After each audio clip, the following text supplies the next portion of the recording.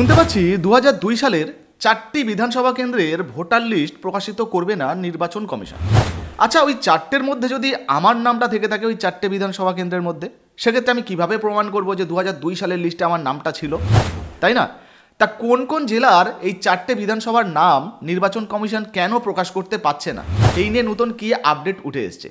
তাছাড়াও আপনাদেরকে জানিয়ে দিই যে বাকি যে সমস্ত জেলাগুলোর এখনও পর্যন্ত ভোটার লিস্ট প্রকাশিত হয়নি সেগুলো কবে থেকে প্রকাশিত হতে পারে সেই নিয়েও কিন্তু নির্বাচন কমিশনের তরফ থেকে একটা নতুন গুরুত্বপূর্ণ আপডেট দেওয়া হয়েছে। সঙ্গে কোন কোন ডকুমেন্ট দিয়ে আপনারা এই ভোটার ভেরিফিকেশন করতে পারবেন সমস্ত কিছু এই ভিডিওতে আপনাদেরকে জানাবো। সঙ্গে জানিয়ে দিই 2002 সাল নয় 2003 সালের ভোটার লিস্টেও যদি আপনার নাম থাকে তাহলেও কিন্তু আপনারা ভোটার ভেরিফিকেশন করতে পারবেন। তবে এটা কাদের জন্য সমস্ত কিছু এই ভিডিওতে জানাবো। একদম নতুন একটা আপডেট কিন্তু উঠে এসেছে, চলুন এক এক করে আপনাদেরকে সেই আপডেটটা দেখিয়ে দিই। তো অন স্ক্রিনে আপনারা একটা প্রতিবেদন দেখুন, যেখানে পরিষ্কারভাবে বলা হয়েছে 2002 সালের বিশেষ ভোটার তালিকা উধাও বাংলার 4টি বিধানসভা কেন্দ্রের, খুঁজে বার করতে ডিএমদের চাপ কমিশনের। তো বুঝতে পারছেন, বাংলার 4টে বিধানসভা কেন্দ্রের যে ভোটার লিস্ট 2002 সালের সেই ভোটার লিস্ট খুঁজেই পাওয়া যাচ্ছে না। আর বুঝতেই পারছেন, যদি ওই ভোটার লিস্ট খুঁজে পাওয়া না যায় তাহলে কিভাবে নির্বাচন কমিশন ওই লিস্টগুলো প্রকাশিত করবে। কোন কোন জেলার লিস্ট খুঁজে পাওয়া যাচ্ছে না সেটা আপনাদেরকে জানাবো। তো এই মুহূর্তে যদি আপনাদেরকে দেখাই, দেখুন সংবাদটা কিন্তু আনন্দবাজার পত্রিকার যে অফিসিয়াল পেজ সেখান থেকে প্রকাশিত হয়েছে। কি কি আপডেট রয়েছে চলুন এক এক করে আপনাদেরকে একটু দেখিয়ে দিই। দেখুন, এখানে বলা হয়েছে পশ্চিমবঙ্গের 2 জেলার 4 বিধানসভা কেন্দ্রের 2002 সালের বিশেষ ভোটার তালিকা খুঁজে পাওয়া যাচ্ছে না, এমনই খবর নির্বাচন কমিশন সূত্রে। তো বুঝতে পারছেন 4টে বিধানসভার কিন্তু নাম খুঁজে পাওয়া যাচ্ছে না। বলা হয়েছে দেখুন, ভোটার তালিকার বিশেষ নিবিড় সমীক্ষার স্পেশাল ইন্টেন্সিভ রিভিশন বা এসআইআর প্রস্তুতি চলছে এই রাজ্যে। এখনও পর্যন্ত 11 রাজ্যের প্রায় 110টি বিধানসভা কেন্দ্রের ভোটার তালিকা প্রকাশ করেছে নির্বাচন কমিশন। তার মধ্যেই ভোটার তালিকা খুঁজে না পাওয়ার বিষয়টি প্রকাশ্যে এলো। তো বুঝতে পারছেন, ইতিমধ্যে 11টা জেলার যে ভোটার তালিকা সেগুলো কিন্তু প্রকাশিত হয়েছে, ওয়েবসাইটে এখনও পর্যন্ত রয়েছে। এখন অনেক কিন্তু জেলা রয়েছে যেগুলোর ভোটার লিস্ট প্রকাশিত হয়নি, সেগুলো কবে প্রকাশিত হবে সেটা আপনাদেরকে জানাবো। তবে এর মধ্যে একটা খবর উঠে আসছে, 4টে বিধানসভার নাম কিন্তু অলরেডি খুঁজেই পাওয়া যাচ্ছে না 2002 সালের যে ভেরিফিকেশনটা হয়েছিল সেই 2002 সালের লিস্ট। ফলে বুঝতেই পারছেন, ওই সমস্ত ব্যক্তিদের নাম যদি না খুঁজে পাওয়া যায় তারা কিভাবে প্রমাণ করবে যে 2002 সালের লিস্টে নাম ছিল। সেই নিয়ে কিন্তু নতুন আপডেট এসেছে, সেটাই আপনাদেরকে দেখাচ্ছি। দেখুন, এখানে পরিষ্কারভাবে বলা হয়েছে শেষবার এসআইআর হয়েছে 2 যুগ আগে 2002 সালে। সেই ভোটার তালিকাকে ভিত্তি করেই এগোতে চাইছে কমিশন। বিহার দিয়ে শুরু হয়েছে এসআইআর প্রক্রিয়া। কমিশন পরে জানায় শুধু বিহার নয়, অন্য রাজ্যগুলিতেও হবে প্রক্রিয়া, অর্থাৎ ভারতবর্ষের অন্যান্য যে রাজ্যগুলো রয়েছে সেই সমস্ত রাজ্যেও কিন্তু এই এসআইআর প্রক্রিয়া চালু হয়ে যাবে বা ভোটার ভেরিফিকেশনটা চালু হয়ে যাবে। আর শীঘ্রই কিন্তু পশ্চিমবঙ্গে হয়তো এই মাস থেকেই এই ভোটার ভেরিফিকেশনটা চালু হয়ে যাবে। এবার দেখুন, বলা হয়েছে 2002 বিশেষ নিবিড় সমীক্ষার ভোটার তালিকা নামে ওই ভোটার তালিকা প্রকাশ শুরু হয়েছে রাজ্যে।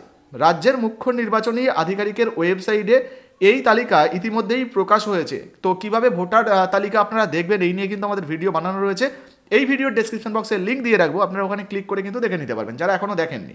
এবার দেখুন, বলা হয়েছে এখনও পর্যন্ত 11টি জেলার শতাধিক বিধানসভা কেন্দ্রের ভোটার তালিকা প্রকাশ করেছে কমিশন। বাকি জেলার সব বিধানসভার ভোটার তালিকা চলতি সপ্তাহের মধ্যেই প্রকাশ হয়ে যাবে কমিশন সূত্রে। তো বুঝতে পারছেন যে এই যে চলতি সপ্তাহটা চলছে, এই সপ্তাহের মধ্যেই বাকি যে সমস্ত জেলাগুলো বাকি রয়েছে সেই সমস্ত জেলার লিস্টও কিন্তু দিয়ে দেওয়া হবে। আপনারা কিন্তু মাঝে মধ্যে চেক করবেন, আর দিয়ে দেওয়া হলে অবশ্যই আমরা ভিডিওর মাধ্যমে আপনাদেরকে জানাবো।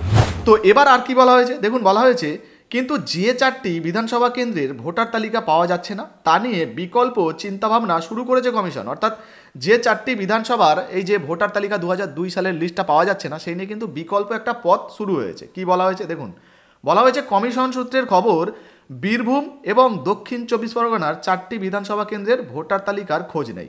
তো বীরভূম জেলা এবং দক্ষিণ 24 পরগনা, বুঝতে পারছেন যারা বীরভূম জেলা থেকে দেখছেন আর যারা দক্ষিণ 24 পরগনা থেকে ভিডিওটা দেখছেন তাদের জন্য কিন্তু খুবই গুরুত্বপূর্ণ। এই দুটো জেলার 4টে বিধানসভার কিন্তু ভোটার তালিকা পাওয়া যাচ্ছে না।